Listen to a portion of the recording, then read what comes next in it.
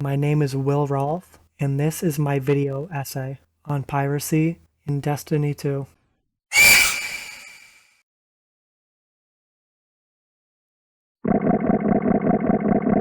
Before I can dive into the topic at hand, some background and forewarning is needed. If you're some random person watching this on YouTube, you'll notice that I'm skipping a lot of content and only focusing on specific ideas. This video is for a class, and I'm getting graded on piracy. I will do my best to explain as much as possible, but only if it is relevant. I'm not here to explain the game in its entirety. As for background information, there is some to know. Destiny 2 is a game about exploring the galaxy and using awesome space abilities to defeat enemies. As such, there's a lot of world building and lore, but surface information is necessary. The Elixir are a race of space aliens that came to our solar system to seek power that escaped them, and was instead gifted to humanity. The Elixir pillaged humanity relentlessly, and became known as pirates, drifters and scavengers clawing together whatever they can get their hands on. The Cabal are also important to note. They are a different species of alien that seek to conquer all and have a society built on war and honor. The old crews. I've read about them. The catch killers and skiff blades. What is the human word? Pirates. The first section to start with is the Season of Plunder. Destiny 2 has major content drops every in-game season, about 3 months. When I first elected to take this class, I essentially got lucky. The next season wasn't even announced yet, but it just so happened to be pirate themed, which brings me right into the seasonal activities. Catch Crash, a space pirate's dream, containing all the shipboarding and cannon firing you can think of. Expeditions, and X marks the spot adventure, where you dig up and collect riches. And the secret third option, hideouts, little pirate caches / outposts hidden across the galaxy. Catch Crash begins with you and 5 other players spawning on your own catch. You run onto the deck to fight back the invading enemy pirates, and align cannons to fire at the enemy catch.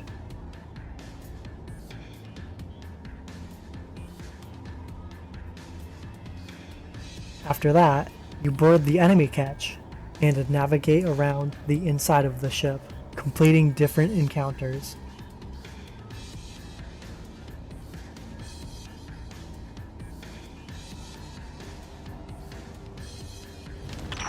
We've repelled their attack. Let's escape while we can. You got a lot to learn about swashbuckling. We ain't the prey, we're the hunters. Now let's see what kind of loot these buccaneers got. One of the encounters is the security room, which contains all of the gold collected by the pirates. After this, you head to the upper deck to fight the boss, given the title of Privateer, and the mission ends with your success and rewards given out.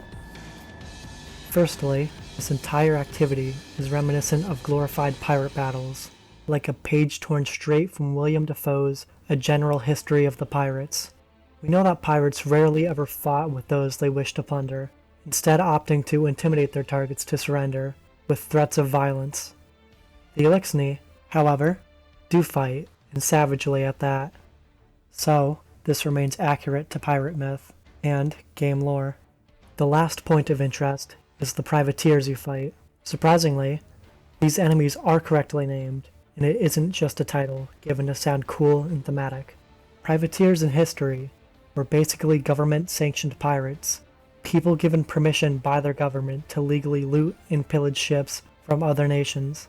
In the world of Destiny 2, the Elixir have no centralized government, but instead have leaders, Kells, of factions, called houses. Aramis, Kell of House Salvation, is the main enemy of the season, and she has directed her followers to attack other ships in search of artifacts of value. She, here, is the governmental body giving out permission for pirates to be privateers, so the title fits.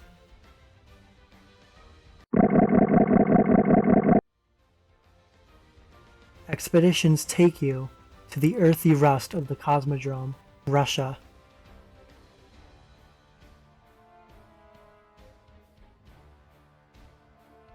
The icy moon of Europa, Jupiter.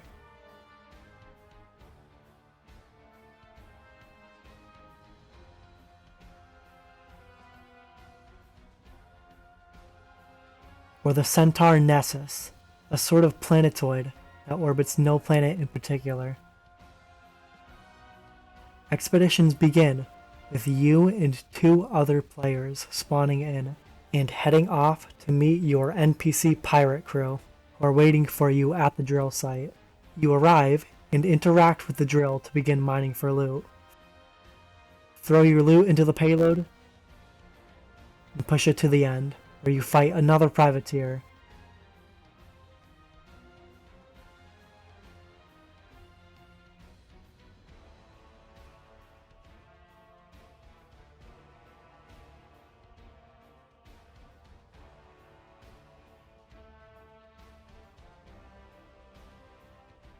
And then dig up treasure for loot.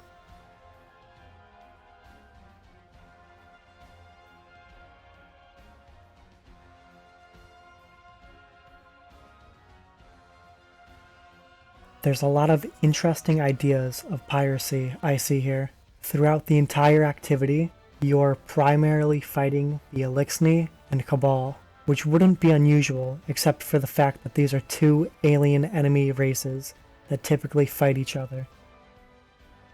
This example echoes the pirate myth that pirates were only white male Europeans, when in reality, pirate crews were composed of anyone willing to be a pirate.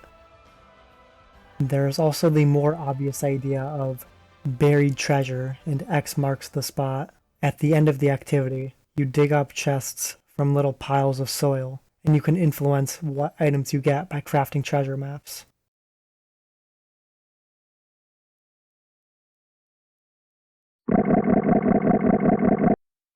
Hideouts are exactly what they sound like. Little areas that work as a base of operations for an individual crew, and a more secure treasure hold to store their loot. Intertwined into these hideouts are the relics you're gathering for story reasons. They're pretty simple. You enter, fight a boss, and take the relic back with you to use against Aramis. I'm a little disappointed with hideouts. They're not really hideouts. They're closer to caches filled with loot. There's no feeling of anyone living here, or staking out inside one. Definitely could have had more work done to tie them into piracy better.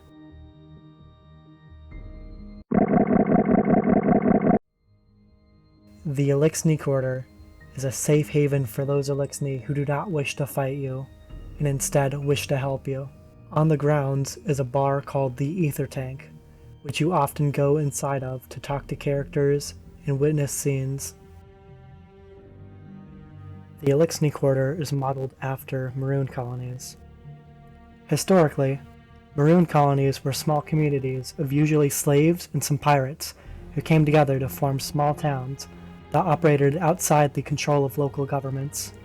These Maroon colonies were often used by pirates to restock supplies in between journeys, as larger powers turned away and threatened pirates. The Ether Tank also reinforces the idea of pirates drinking. Hell, the opening cutscene to the season is you and your new pirate crew having a drink at the bar of the Ether Tank. Open, if you can find it. We must not take the old crews lightly. The full vanguard should be rallied to deal with these outlaws. Yeah, that's a tough sell. Zavala's preparing for Callus's next move. Ikora's got her hidden looking for Aramis, but they stick to the shadows. That leaves us. Father, we should do whatever we can to help. And there's so much exhilarating knowledge to be gained from these pirates. They may hold antiquities from the time of the whirlwind. Idol, this is more serious than you realize. You ain't wrong. We all know how dangerous Aramis can be. It's your call, hero.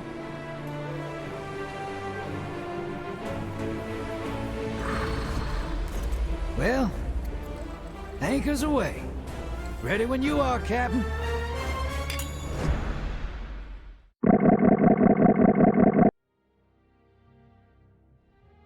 This last segment is dedicated to smaller references that either don't have enough content to justify an entire segment, don't have a source from class I can reference, but are obviously pirate related, or both.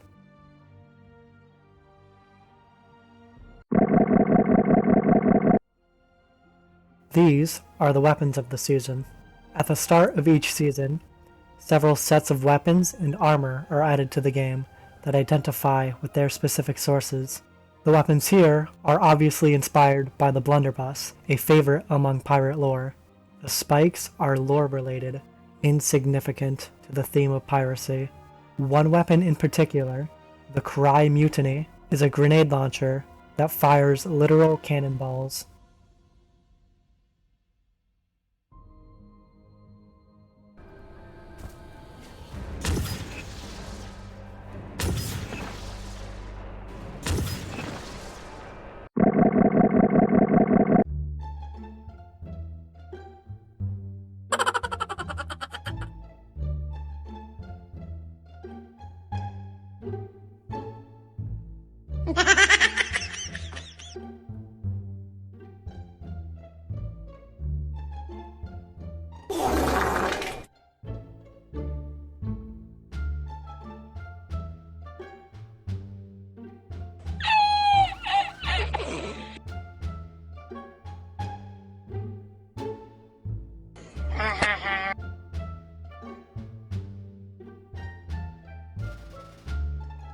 Score.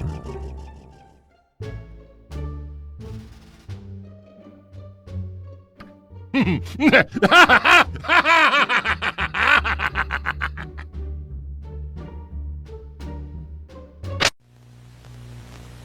actually had to look up what a keel haul was. It's quite brutal.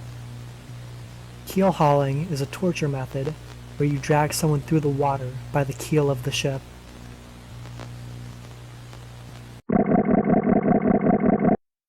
As with most games, there's a story the developers try to tell. The young Ido is a returning character, daughter of Mithrax. She encompasses the fascination and innocence of pirate myth. She tries several times to talk to and reason with the enemy pirates, but ultimately fails, although still believing she can make them stop. Mithrax is a former pirate trying to escape his brutal past and shield Ido from that terrible knowledge. Ido asks Aramis for a parley to hopefully come to a peaceful end, and Aramis agrees to talk with Ido. Mithrax interrupts their meeting, and Aramis ultimately tells Ido of his past. And you get to hear of his savagery. What Mithraxkel told you is true. I've called for a parley with Aramiskel. I do not know if she will agree to it, but I had to try. I have never seen Mithraxkel so frightened. I don't know why. I know he is not afraid of Aramis. Scribe Ido, this is Aramiskel of House Salvation. I will respect the old traditions. I agree to your request. Mithrax inherited one of these relics, and its power ensnared him.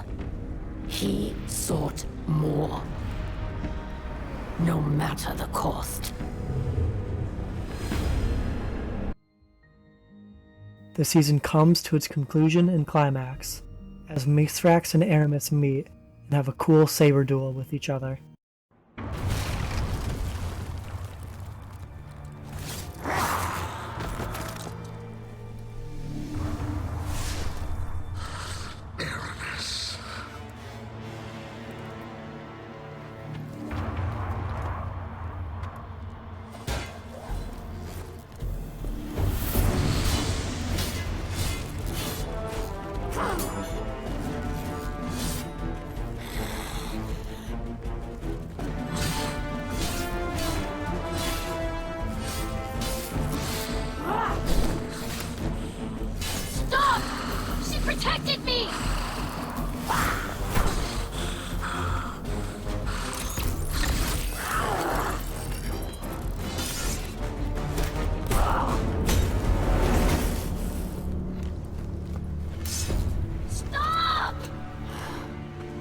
Do it.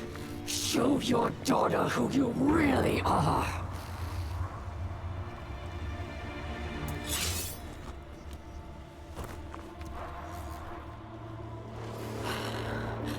She could have had everything.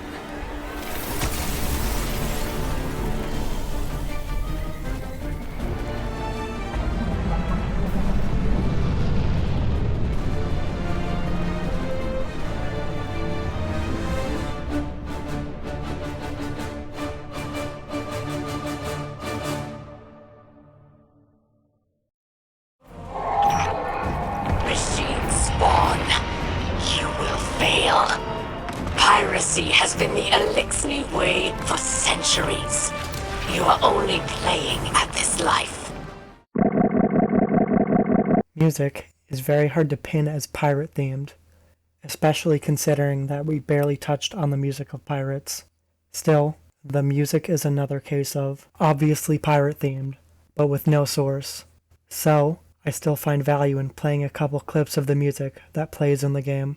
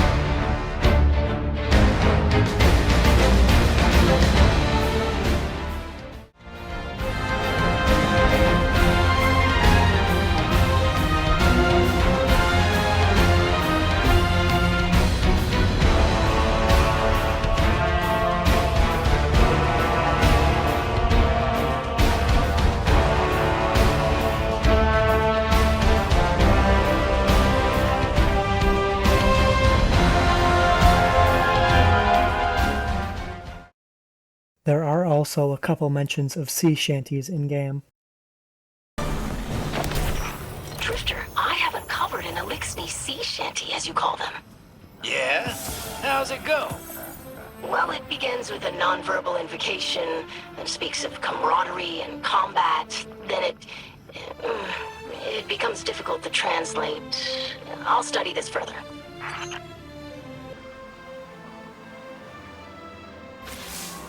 Boom, boom, boom, boom, boom, boom, boom, boom, boom, boom, boom, boom. Ah, hey there, hero.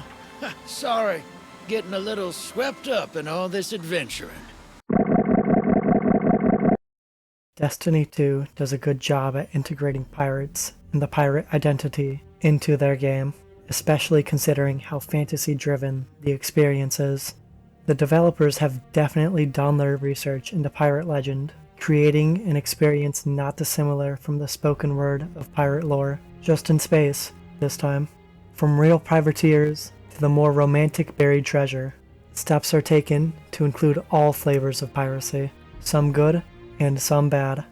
It's a little disappointing to see how close it gets, but just shies away from creating something really thematic and immersive. I would have loved to fight a boss that is modeled like an idealized Blackbeard, or to feel like we are flying through space in ship-to-ship combat. Instead, it comes off a little bland. And